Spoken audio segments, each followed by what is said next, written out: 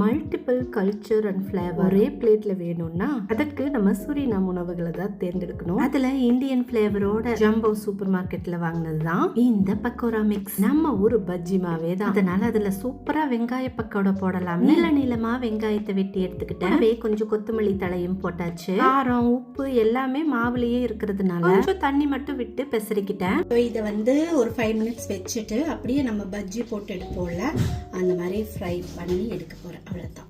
எண்ணெய் நல்லா காஞ்சதுக்கு அப்புறமா பக்கோடா மாதிரி போட்டு எடுத்தாச்சு. இன்னைக்கு ஈவினிங் டீக்கு நம்ம வீட்டுக்கு ஒரு கெஸ்ட் வர்றாங்களா, அதனால கூடவே கார்லிக் பிரெட்டும் எக் பப்ஸும் ரெடி பண்ணிட்டேன். பப்ஸ் செய்யறதுக்கான ஷீட்ஸ் பிளாடர் டேக்குங்கிற நேம்ல சூப்பர் மார்க்கெட்ஸ்ல கிடைக்கும்.